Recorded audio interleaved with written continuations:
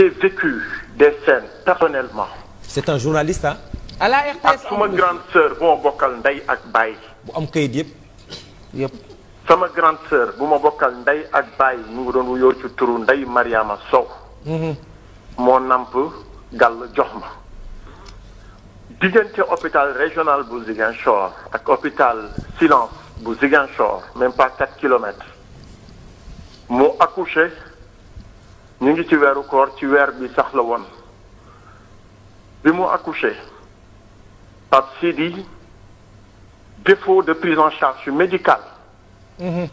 Oxygène ci la faatoo. doomam mu nekkoon sama loxo màggee sama loxo ba ni mu toll ma maye ko mu sëy sama waajur bu jigéen fii ci CTO la nelawoo ci défaut de prise en charge correcte médicale. ci yàlla. suma waajur bu góor dans condition la wàccee liggéey ci hôpital régional bu Ziguinchor li may wax docteur Fatima mi ngi Paris actuellement dégg na ko xam na li may wax pour vous dire que les gens meurent en silence dans nos hôpitaux de manière injuste, illégale, anormale. Comment tu peux comprendre que permanence nuit amul ci benn hôpital bu Sénégal bu benn professeur di fanaan tous les médecins ñu ngi ci clinique privée yi et ça c'est le regret que j'ai pour le Sénégal que nous voulons rêver, que le Sénégal que nous rêvons quand le service public ne peut plus assurer le minimum pour les concitoyens. On a énormément de concitoyens yoo xam ne service public mënatul leen dara si ñoom du seen jàng.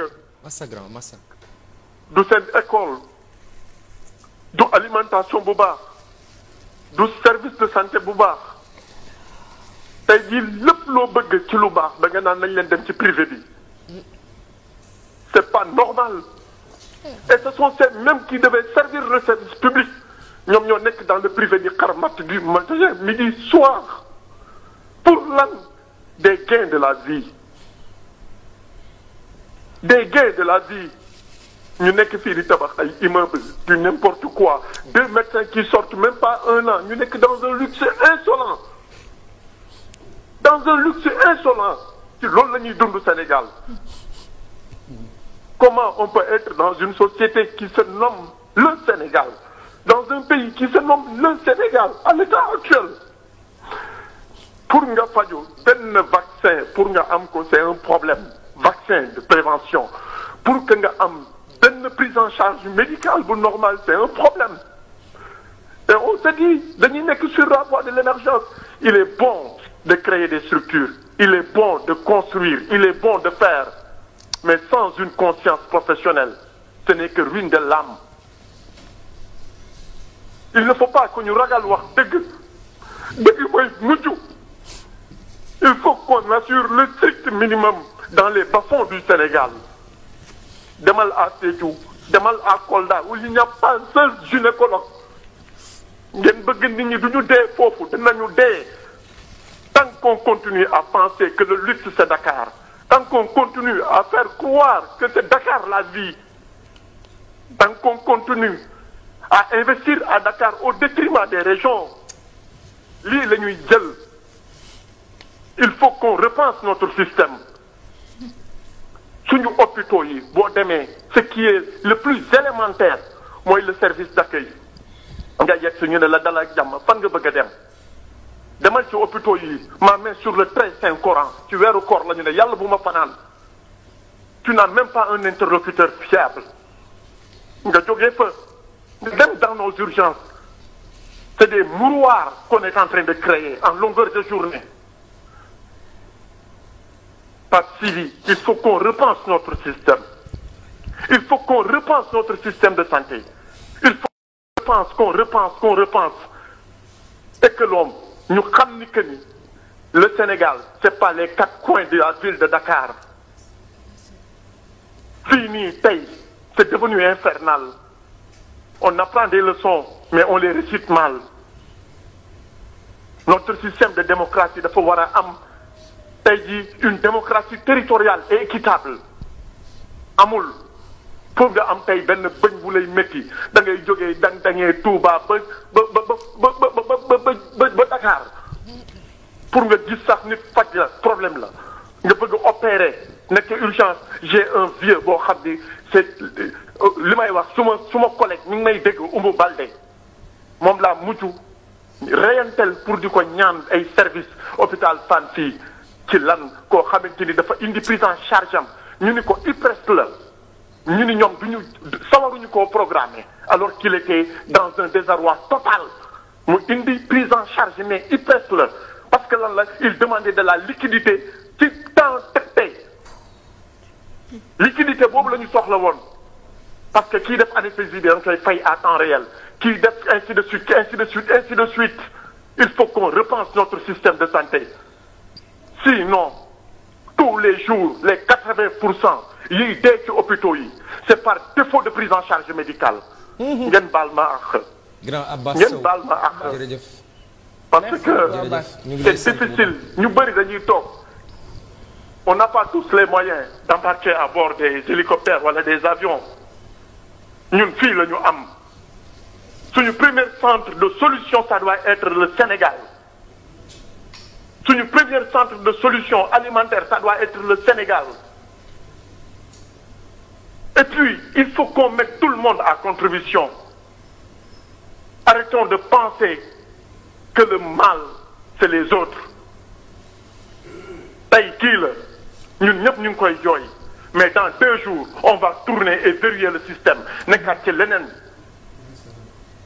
ñu indil ñu ay bombes à retardement sur des débats yoo xamante ni c'est inutile le véritable débat aujourd'hui c'est comment repenser notre système de santé comment repenser notre système de l'éducation parce que c'est les 2 piliers yoo xam ni suñu bëggee avancer yeneen investissement yi yëpp c'est inutile pour moi repensons notre système donnons réécrivons les nouvelles feuilles de route pour le système public ngeen baal ma ak je vous félicite encore une fois pour l'excellent travail.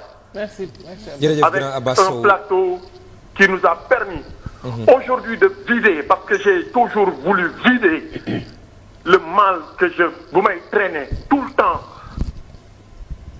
sans compter d'autres exemples gis nga le système de santé ça doit être un système solidaire efficace et rentable solidaire pourquoi parce que les uns peuvent cotiser pour les autres ñu faj leen ñëpp yemuñu doole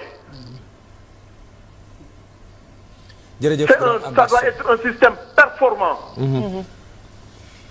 qui veille sur l'équité territoriale professeurs yi nga xam ni ils se sont tous serrés à Dakar dañu war a dem dans les régions ñu dem nekk fa en permanence mais tu vas dans les régions moi j'ai eu la chance de faire le tour du Sénégal mais pour nga gis fa sax quelqu'un koo xamante ni il est responsable médicalement c'est un problème wallahi li may wax nii du lu ñuy inventé lu fi am la bu ko ministre Abdoulaye Diouf Sarr bëggee na ko indi suba ñu tegal ko sur la table du lu ñuy werante wala lu ñuy lam-lamee. biñ toogee ci plateau bi ba léegi maa ngi koy woo. 10 000 Sénégalais bu ñu lay nekk dans les régions ñu ngi ko loolu la ñuy dund tey jii ñu ngi wax et puis ensuite il faut qu'on arrête sama page 5000 moo fi nekk sur des systèmes qui ne sont pas efficaces.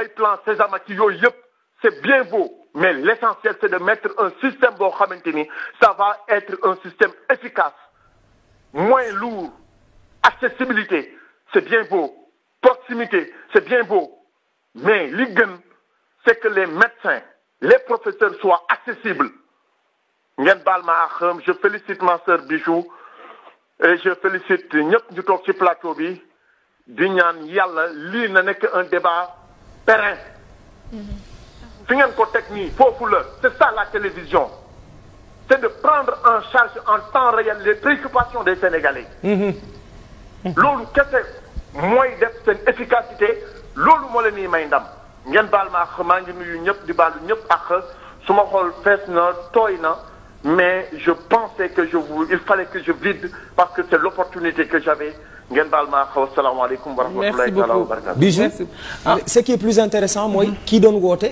c'est un fonctionnaire de l'État RTS lay liggéey. Abbas Sow. léegi imaginez man mi nga xam ne sama yaay day xëy dem jënd lujum ñeenti téeméer jaay ba ngoon mu dàq ci ñaari téeméeri bénéfice bu wopp fu mu jëm. Pape Sidi en plus bi muy wax ki ñuy laaj liquidité. fekk na mu am prise en charge médicale. mais Sénégal ñaata travailleurs ñoo fi nekk amuñu ko. les gens sont fatigués il y a que des maux dans ce pays. et 89% des Sénégalais ne sont pas